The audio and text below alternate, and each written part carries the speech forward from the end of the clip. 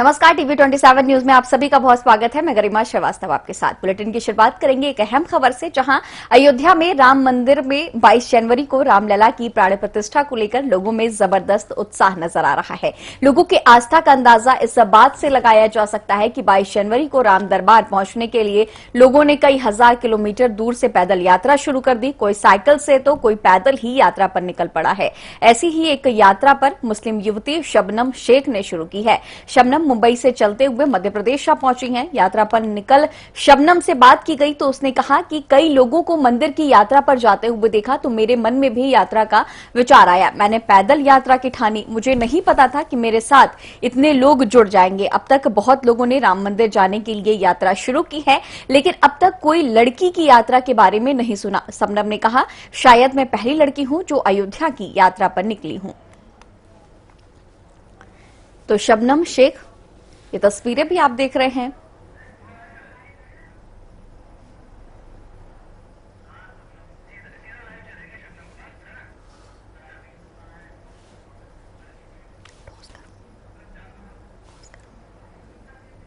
तो हिजाब पहनकर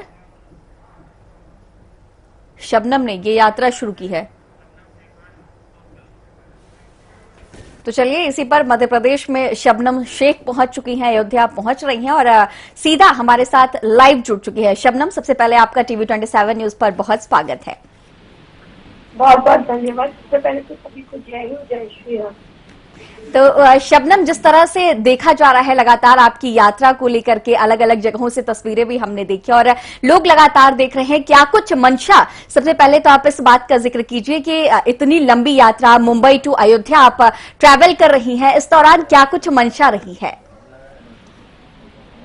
मंशा मतलब क्या होता है? क्या आपने क्या सोचकर इस यात्रा की शुरुआत की थी शबनम? कुछ मैंने सोचा नहीं था मैम, बस मैं घर से निकल गई राम जी का नाम लेके। पहले तो घर वालों से परमिशन लिया कि मुझे अयोध्या जाना है। उन्होंने हाँ बोला, तो उनको लगा मैं ट्रेन से जा रही। तो फिर मैंने बोला मम्मा तो पैदल जा रही। तो वो थोड़ा सा शॉक हुई, इतना दूर अकेले। तो मैंने बोला नहीं, मैं अकेले नहीं जा रही, दोस्त। तो थोड़ी परेशान हुई। फिर उसके बाद बोला ठीक है जाओ, संभल कर जाना और अच्छे से जाना और सही सलामत घर वापस आ जाना, ऐसे मम्मी ने बोली। अच्छा शबनम, आप इतने दूर जा रही हैं, अभी तक आपने मध्य प्रदेश तक आप पहुंच चुकी हैं। 22 जनवरी का इंतजार पूरे विश्व में सनातन धर्म के मानने वाले लोग तो कर रहे थे, लेकिन एक मिसाल के तौर पर आप उभरी हैं और आप जा रही हैं। कैसा एक्सपीरियंस इस दौरान रास्ते में आपका रहा है अब तक का? मेरा एक्सपीरियंस बहुत अच्छा रहा है मैम, और सभी सनातनी भाई मेरा स्वागत कर रहे हैं बड़े धूमधाम से। और अब एक उत्सव का माहौल बन चुका है, मतलब एक फेस्टिवल बन चुका है, माहौल बन चुका है।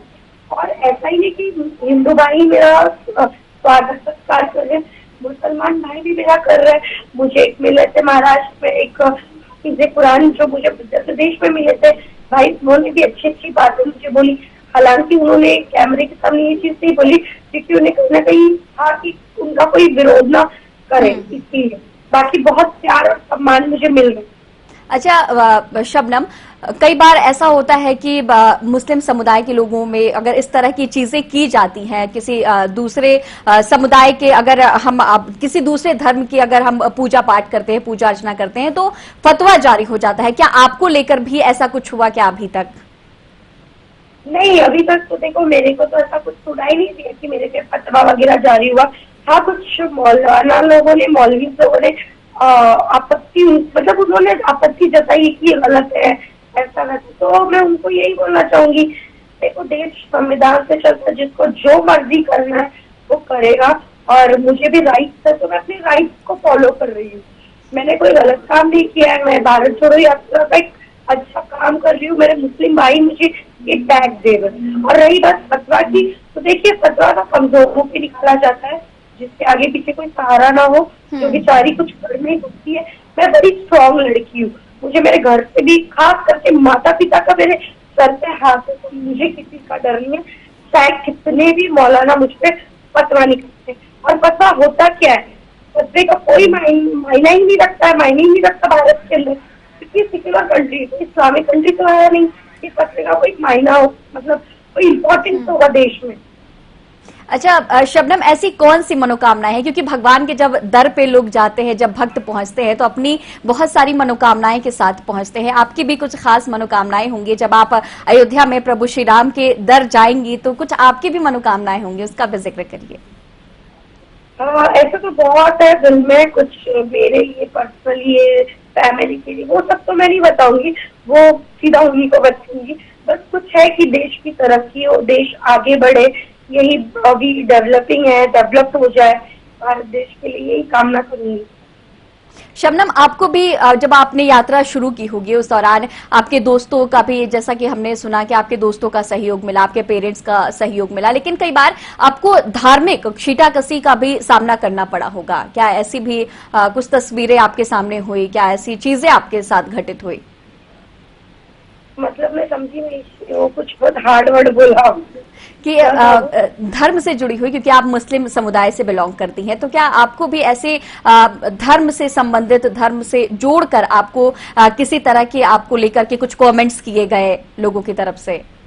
बिल्कुल बिल्कुल, मुझे लोग सोशल मीडिया पे, ग्राउंड लेवल पे तो कोई कुछ नहीं कर रहा है, सोशल मीडिया पे कमेंट्स मैंने देखा, मैसेजेस देखा, कि ट्विटर पे भी देखा कि अरे तू फेक मुसलमान है, तू फेक है, तू मुस्लिम है ही नहीं, ये तो हिंदू लड़की है, तो ऐसे जा रही है, बस सेम सेम के लिए जा रही है। इवन मेरे पापा ने भी ट्विटर वगैरह पे देखा, तो मेरे पापा के एक हिंदू फ्रेंड है, उन्होंने कमेंट करके उनको जवाब दिया कि अरे उसका बाप मेरे साथ बैठा हुआ है, उन लोग की फैमिली पूरी मुसलमान फैमिली है। मतलब वो मेरे लिए एक लड़ रहा है, मैसेज कमेंट खेल रहा है, उन्होंने मुझे ये बात बताई। तो मैं यही बोलना चाहूंगी, मैं तो रियल हूँ, मुझे पता है, अगर आपको प्रॉब्लम है आप जाइए भारत देश के किसी भी कोने में, जो पुलिस स्टेशन, आपके नजदीकी पुलिस स्टेशन है, वहां जाके एफआईआर कीजिए कि हमारे धर्म को बदनाम कर रही है। मैं रेडी हूँ लड़ने के लिए, यहाँ पर खड़ी हूँ मैं, क्योंकि मैं सच्ची हूँ, मुझे पता है। शबनम, हमने सुना है आप प्रभु श्री राम का भजन भी बहुत प्यारा गाती है, तो एक बार आपसे निवेदन है कि आप एक बार वो भजन भगवान श्री राम का गाकर एक बार दर्शकों को भी सुनाएं।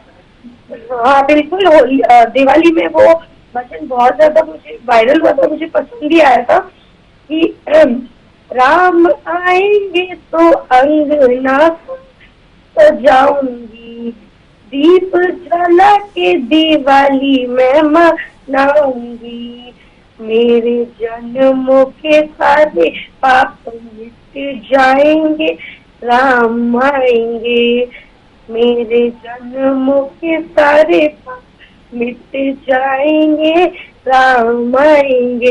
22 जनवरी को राम जी आ ही रहे, सब इंतजार कर रहे हैं, हम भी इंतजार कर रहे हैं, और यात्रा के लिए बस निकल चुके हैं। क्या बात है शबनम, तो जितनी खूबसूरत आपकी विचारधारा है उतनी ही खूबसूरत आपकी आवाज भी है। ऐसे में एक बार एक और भी बड़ा अहम सवाल है कि शबनम, जब आप रास्ते में जब आप ट्रैवल कर रही होती हैं तो उस दौरान कई जगहों पर पुलिसकर्मी मिलते हैं, कई लोग मिलते होंगे, तो उनका भी क्या आपको सहयोग मिलता रहा है? आपसे लोग भी जुड़ते जाते रहे हैं, ऐसी बातें भी सामने आई?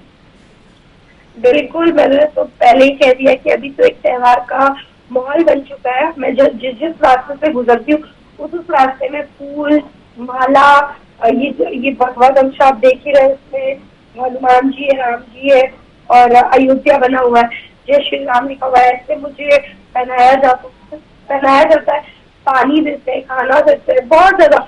ऐसे भी लोग हैं कि मुझसे बहुत बड़े हैं, फिर भी मेरे पैर को छूते हैं, मुझे बहुत ज्यादा मतलब ये होता है कि मैं शर्मा जाती हूँ कि भाई इससे बड़े हैं, हम मेरा चरण स्पर्श करते हैं। फिर ऐसे भी लोग मिलते हैं जो मेरे पैरों को धुलते हैं पानी से, तो बहुत प्यार मिल रहा है, बहुत सम्मान मिल रहा है। ऐसे बहुत लोग हैं कि अपने घर पे बुला के मुझे भोजन तक खिलाते हैं, बुलाते हमें इनवाइट करते हैं।